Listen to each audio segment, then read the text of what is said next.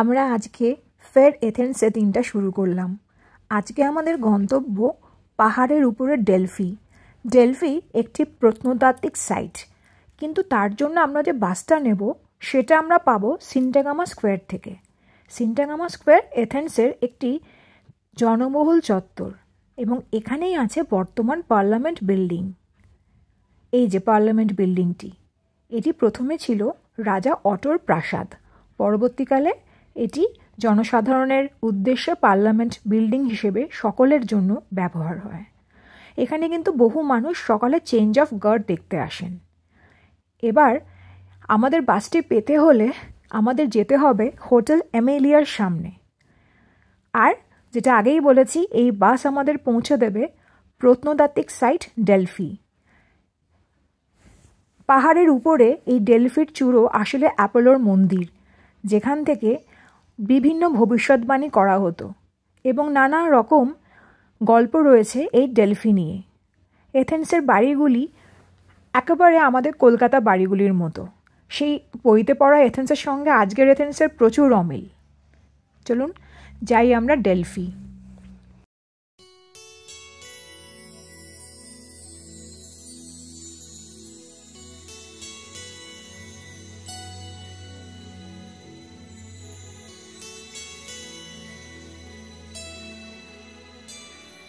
चलो तुमको लेकर चले हम उन फिजाओं में जहां मीठा नशा है तारों की छाँव में। चलो चले हम उन फिजाओं में जहां मीठा नशा है तारों की छाँव में। चलो तुमको लेकर चले। গ্রিসের করিন্থ উপসাগরের উত্তরে পারনাসাস পর্বতের দক্ষিণ ঢালে ডেলফি অবস্থিত। খ্রিস্টপূর্ব 8ম শতকে এই মন্দিরটি নির্মাণ করা হয়েছিল। এই মন্দিরের সঙ্গে গ্রিক দেবতা অ্যাপোলোর একটা সম্পর্ক আছে। তার আগে জেনে নিতে হবে কে এই অ্যাপোলো। এই অ্যাপোলো মহাকাশপিতা ইউরেনাস ও ধরিত্রীমাতা গায়ার দ্বাদশ সন্তান ছিলেন। গ্রিক পুরাণে এদের প্রভাব সব থেকে বেশি এবং অ্যাপোলোর যে বাকি ভাই বোনেরা তারা সবাইকে মিলে তাদের বলা হতো দ্বাদশ অলিম্পিয়ান দেবতা। এদের মধ্যে একজন ছিলেন জিউস। এই জায়গাটিকে জিউস চিহ্নিত করেছিলেন সেন্টার অফ দ্য আর্থ বলে, এবং সমস্ত গ্রিকরা মনে করত, যারা প্রাচীন গ্রিক, যে জায়গাটি খুবই পবিত্র। পাহাড়ের একদম উপরে এই ডেলফি মন্দিরটা অবস্থিত। অ্যাপোলোর অনেকগুলো ক্ষমতা ছিল, তার মধ্যে একটা ক্ষমতা ছিল ভবিষ্যৎবাণী করার ক্ষমতা। ডেলফি মন্দির থেকে ভবিষ্যৎবাণী করা হতো, এই জন্য এই বাণীগুলোকে বলা হতো ওরাকল অফ ডেলফি। আমরা যখন যাচ্ছিলাম, আমাদের সঙ্গে ছিলেন গাইড, তিনি আমাদের পুরো গল্পটা বলেছিলেন। তিনি বলেছিলেন যে এই মন্দিরে এখনও বিভিন্ন ছোট ছোট কুটিরগুলি রয়েছে, যেগুলো এখনই ধ্বংসাবশেষ। এই কুটির অ্যাকচুয়ালি ছিল ট্রেজারি। যারা যারা এই মন্দিরে আসতো তারা তাদের কিছু না কিছু এই মন্দিরে জমা রাখত এবং ধীরে ধীরে তা ক্রমশ ধনী হয়ে উঠছিল। এখনও এই ভগ্নাবশেষে এই সমস্ত ট্রেজারিগুলো দেখা যায়, যেমন এটা একটা ট্রেজারি। অ্যাপোলো কিন্তু যে ভবিষ্যৎবাণীগুলি করতেন সেইগুলো নিজে করতেন না, নারী পুরোহিতরা অ্যাপোলোর পক্ষে এসব বাণীগুলি করতেন এবং এই নারীদের বলা হতো পাইথিয়া। একজন পাইথিয়া মারা গেলে মন্দিরের অন্য নারীকে নির্বাচিত করা হতো এবং এই পাইথিরা সব সময় উঁচু বংশের শিক্ষিতা নারী ছিলেন। এখনও গ্রিক অক্ষরে লেখা আছে এই ট্রেজারিগুলোর নাম। ওরাকল অফ ডেলফি কিন্তু এখনও বলা হয় one of the greatest mystery in the earth. মানুষ এমনকি তাদের যে ধাঁধা দেবতার অব্দি বুঝতে পারতো না, ফলে ওরাকেলের জ্ঞানাকলে অনেকেরই সর্বনাশ হয়েছিল। তার কারণ ওরাকেল যে ভবিষ্যৎবাণীগুলি করতেন সেগুলি প্রত্যেকটাই ধাঁধার মতো হতো, এবং এই ভবিষ্যৎবাণী যারা শুনতে যেতেন তাদের ওই ধাঁধাটা সমাধান করতে হতো। এটি যেমন ট্রেজারি অফ এথেন্স, অর্থাৎ এথেন্স শহরের সমস্ত মানুষেরা টাকা যা জমা দিতেন বা যা কিছু জমা দিতেন তা পড়তো এখানে। এই মন্দিরটি এখনও দাঁড়িয়ে আছে এবং এর উপরে ছোট ছোট ছবি রয়েছে, আমরা দেখতে পেয়েছিলাম। অপূর্ব সুন্দর এই মন্দিরটি, তার গঠন, তার শৈলী অসাধারণ।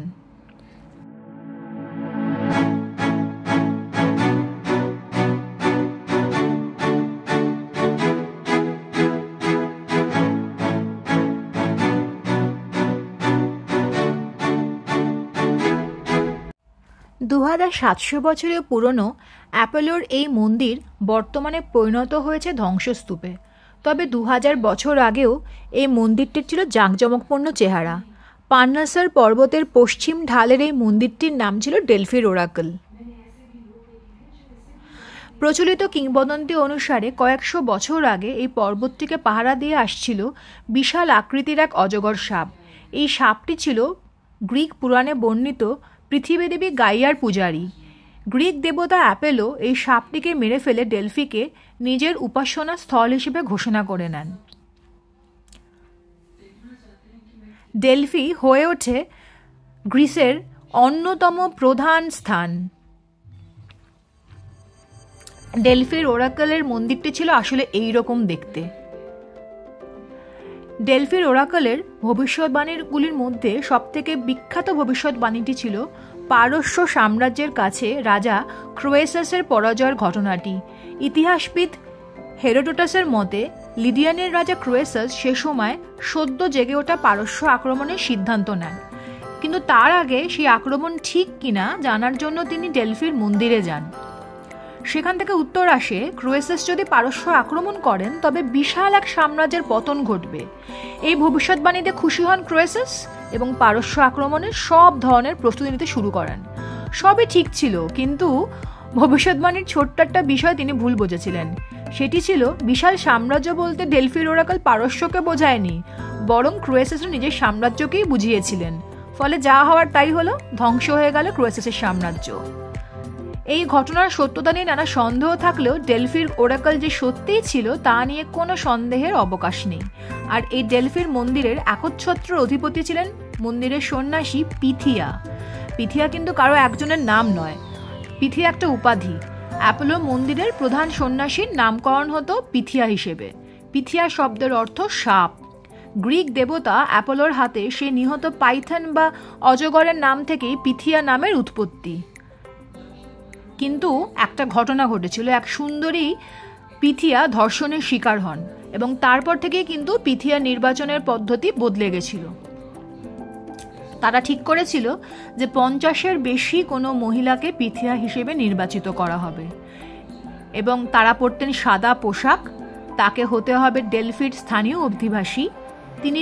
তিনি যে কোনো শ্রেণীর বংশধর হতে পারেন, পরে নিয়মটা বদলেছিল। তবে তাকে অবশ্যই একজন ভালো মানুষ হতে হবে। এটি আর একটা স্টেডিয়াম ডেলফিতেই।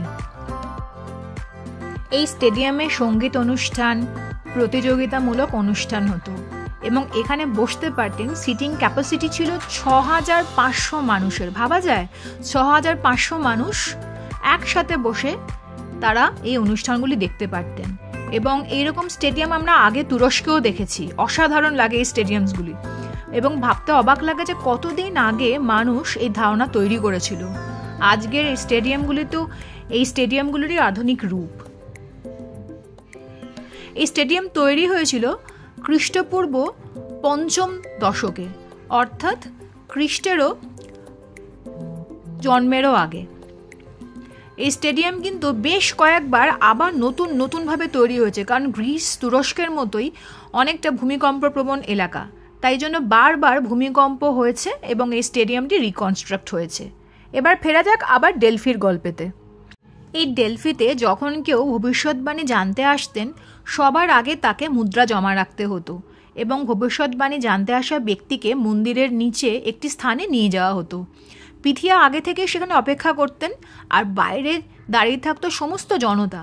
মন্দিরের ভিতরে সেই কক্ষে পিথিয়া দাঁড়িয়ে একটি তেপায়া আসনে বসতেন। সেই সময় এই ঘরেতে পিথিয়া ছাড়া অন্য কেউ থাকতো না। আর সেই আসনের তলায় ছিল একটা ফাটল। এই ফাটল পৌরাণিক কাহিনী অনুসারে অ্যাপোলো ও অজগরের মধ্যে লড়াইয়ের জন্য সৃষ্টি হয়েছিল। এই ফাটল থেকেই বেরিয়ে আসতো একটা ধোঁয়া, এবং মন্দিরের কর্মরত একজনের লেখা থেকে জানা যায় যে পিথিয়ায় তেপায়া আসনে বসে ধোঁয়া গ্রহণ করতেন এবং তিনি দুর্বোধ্য ভাষায় ভবিষ্যৎবাণী করতেন। ইতিহাসের বহু স্থানেই এই ডেলফির ওরাকেলের কথা উল্লেখ রয়েছে। বহু গ্রিক সাহিত্যেও উঠে এসেছে এর কথা। প্রথম দিকে বিজ্ঞানীরা ভবিষ্যৎবাণীর গল্পটাকে কাল্পনিক মনে করলেও পরবর্তী গবেষণায় এই ঘটনার বাস্তব অস্তিত্বে প্রমাণ মিলেছে। গবেষকরা ডেলফির মন্দিরের এই ধ্বংসাবশেষ খুঁজে পেয়েছেন, যেখানেতে তারা পেয়েছেন একটি ভ্রম সৃষ্টিকারী গ্যাসের চিহ্ন। ধারণা করা হয় যে এই গ্যাস গ্রহণের ফলেই মোহাচ্ছন্ন অবস্থায় চলে যান পিথিয়া। তবে যাই হোক না কেন, সেই সময় ডেলফির ওরাকলের ভবিষ্যৎবাণী বদলে দিয়েছিল বহু ঘটনার মোড়। তাই আজও গবেষক ও ইতিহাসবিদদের কাছে পিথিয়া এক রহস্যময় চরিত্র। এই মন্দির থেকে শেষ ভবিষ্যৎবাণী ঘোষণা করা হয় 393 খ্রিস্টাব্দে। তারপরে রোমান সম্রাট মন্দিরটিকে বন্ধ করে দেন।